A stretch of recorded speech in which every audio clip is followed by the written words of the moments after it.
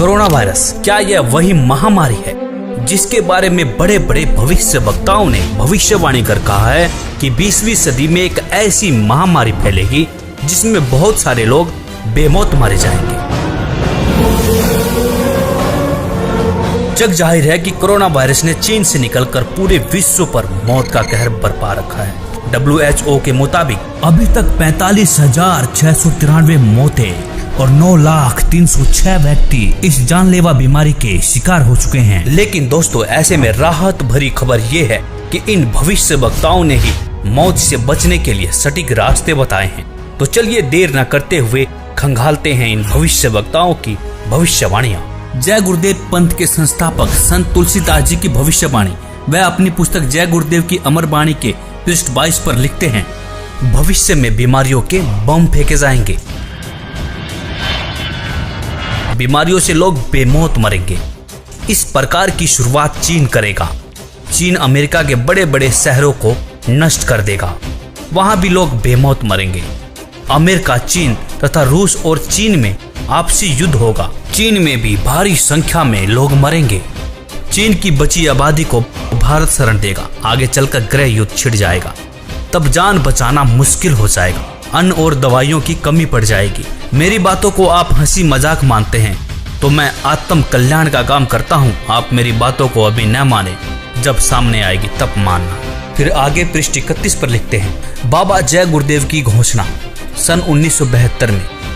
आगे विश्व युद्ध होने पर भारी नुकसान होगा, लाशें पड़ी रहेंगी, उठाने वाले नहीं मिलेंगे। चीन, पाकिस्तान, अमेरिका आदि मुल्कों से विषैले बम फेंके जाएंगे। अधिकांश बम भारत की धरती पर उतार लिए जाएंगे। कीटाणु बम फेंके जाने पर बेगुनाह इंसान, जानवर, पक्षी आदि सब मरने लगेंगे। तो भारत का एक फकीर ऐसी जबरदस्त उल्टी आंधी चलाएगा कि उसमें हाथी भी उड़ता नजर आएगा। तेज हवाएं सभी कीड़ों को उड़ाकर वहां से ले जाएंगी। जहां से बम फेंके गए होंगे वहां फिर उस मुल्क के लोगों का सफाया हो जाएगा।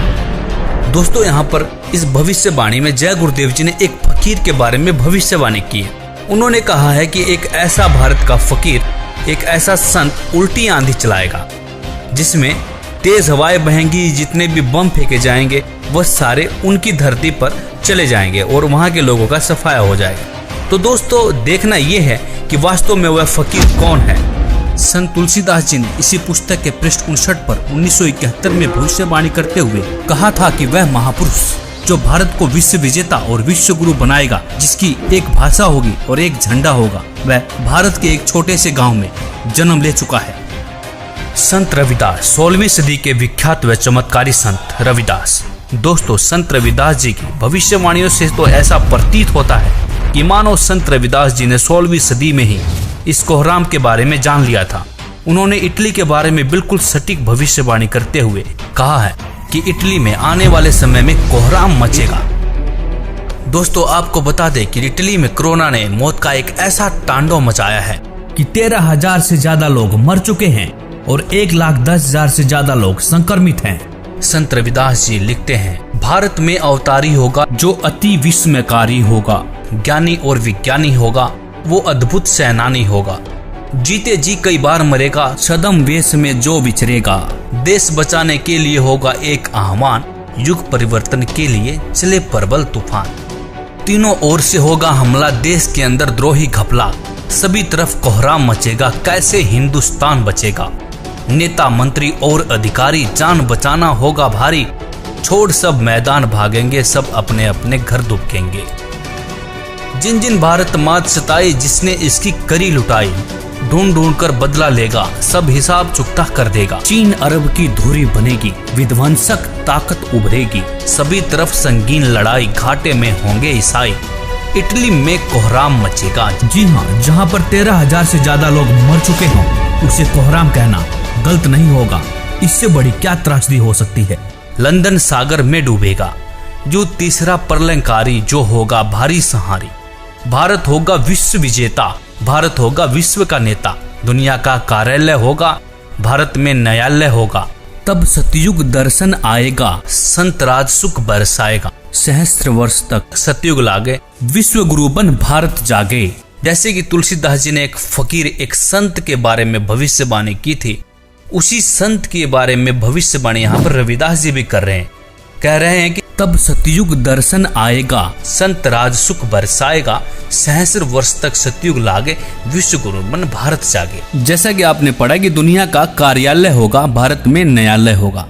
तो न्यायालय से तात्पर्य है ICJ, मतलब इंटरनेशनल कोर्ट ऑफ जस्टिस, जो कि वर्तमान में अमेरिका में है, वह भारत में चला आएगा। तब भारत सभी देशों का प्रतिनिधित्व करेगा और भारत विश्व विजेता और विश्व गुरु बनकर उभरेगा। दोस्तों, यह विश्व विजेता और विश्व गुरु की बात सिर्फ संत रविदास जी नहीं कह रहे, बल्कि दुनिया के बड़े बड़े भविष्यवक्ताओं ने भी इस बात का समर्थन किया है।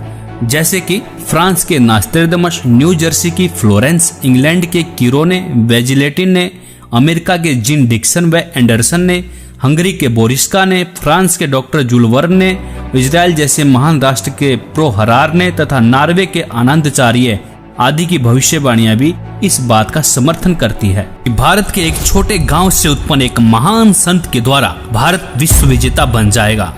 भगवान कृष्ण भक्त सूरदास जी की भविष्यवाणी।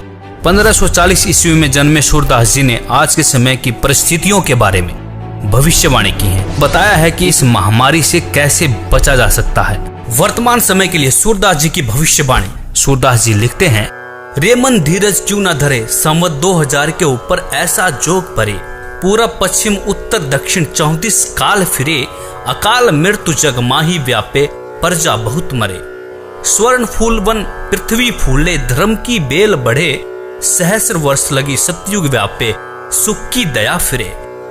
काल जाल से वही बचेगा जो गुरु का ध्यान धरे, सूरदास जी हरि की लीला ठारे नहीं टरे। यहाँ पर सूरदास जी साफ साफ शब्दों में कह रहे हैं कि काल जाल से वही बचेगा जो गुरु का ध्यान धरे।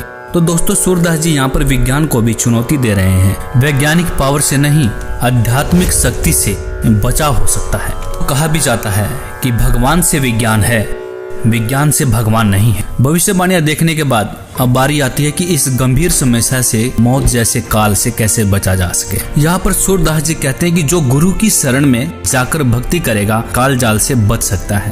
तो इस भविष्यवाणी की सच्चाई को परखने के लिए हमने भारत के प्रसिद्ध गुरुओं की विचारधारा को खोजना शुरू किया तो पाया कि लगभग सभी बड़े बड़े तिलकधारी, कथावाचक, मंडलेश्वर व महामंडलेश्वर, धर्म की रक्षा करने वाले धर्म गुरु अपने भगवानों से विश्वास खोए हुए वैज्ञानिक टिप्स देते हुए नजर आए। किसी धर्म गुरु को अपने इष्ट देव पर भरोसा ही नहीं देखने को मिला। लेकिन ऐसे में हमें संत रामपाल जी की विचारधारा मिली। उन्होंने अपने प्रभु के प्रति विश्वास से लबालब वेदों के प्रमाण दिखाए और कहा कि यदि आप किसी भी बीमारी या मौत से बचना चाहते हैं तो परमेश्वर की शास्त्र अनुकूल साधना करें। परमेश्वर आपकी मृत्यु क्या, आपकी आयु को 100 वर्ष तक बढ़ा सकता है।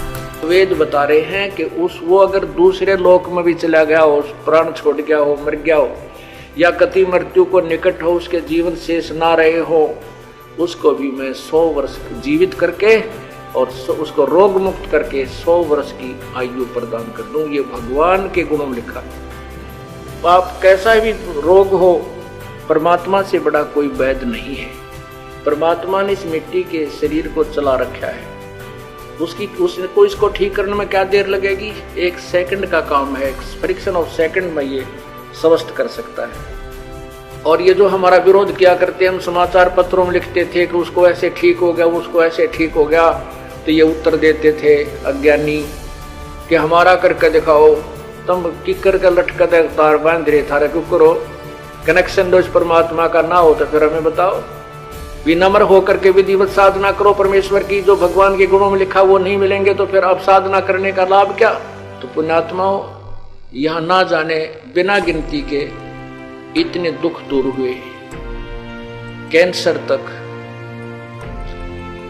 और ब्रेन ट्यूमर तक, जिनके ऑपरेशन निर्धारित कर दिए गए थे और कोई गारंटी नहीं। डॉक्टर बताते थे कि इस ऑपरेशन का कोई सफलता का कोई गारंटी नहीं है और ये पीड़ा कुछ समय के लिए बंद हो सकती है। ऐसे यहाँ बगैर किसी ऑपरेशन के परमात्मा की कृपा से, भगवान की रजा से, उस प्रभु की शक्ति से दूर हो गए, वो ठीक हो गए, वो रोग नष्ट होगा। इसी का प्रमाण आपको ऋग्वेद दे रहा है कि परमात्मा पूर्ण ब्रह्म पूर्ण परमात्मा की साधना करने वाले की भगवान उसकी मृत्यु भी आ गई हो, उसके सांस भी शेष ना रह रहे और वो मर भी गया हो, उसको भी जीवित कर सकता है। ये देखिएगा ऋग्वेद, ये देखिए नीचे ऋग्वेद भाष्यम और दशम मंडलम, और यहाँ देखिएगा 161 नंबर सूक्त है, जिसको अब यहाँ इसके 2 नंबर, ये संस्कृत है, 2 नंबर मंत्र की। इसमें क्या अनुवाद किया है, इस संस्कृत का अनुवाद इन्होंने किया है, यदि रोगी की अक्षीण आयु हो गई हो, यदि वह इस लोक से चला गया, अर्थात मर गया हो, चला गया है, इस लोक से चला गया है, ये संस्कृत आगे हिंदी। और यदि वह मृत्यु के पास गया हुआ है तो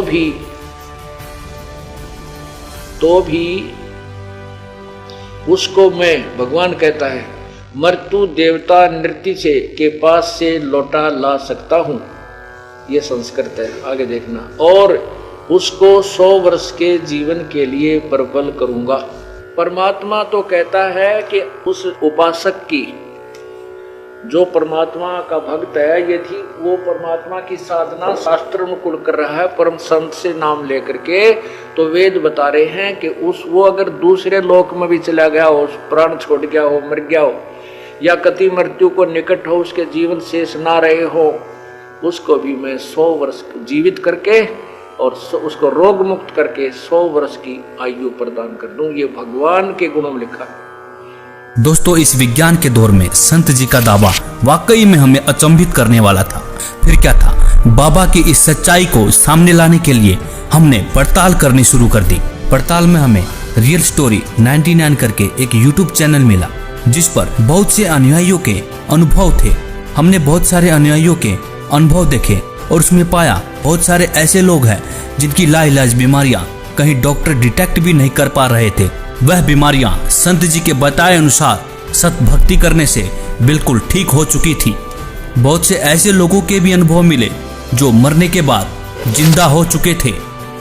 दोस्तों, यह सब देखने के बाद आपको क्या लगता है, क्या यह वही संत हैं जिसके बारे में संत तुलसीदास जी लिखते हैं, संत रविदास जी लिखते हैं कि संत राज सुख बरसाएगा? सूरदास जी भी लिखते हैं कि काल जाल से वही बचेगा जो गुरु की शरण रहे। गुरु से तात्पर्य यहाँ पर एक सच्चे गुरु से है, जो आपको सही रास्ता बताता हो, सही शास्त्र अनुकूल भक्ति करके आपके जीवन को धन्य करता हो। नकली गुरु के शरण में रहने से मोक्ष संभव नहीं हो सकता।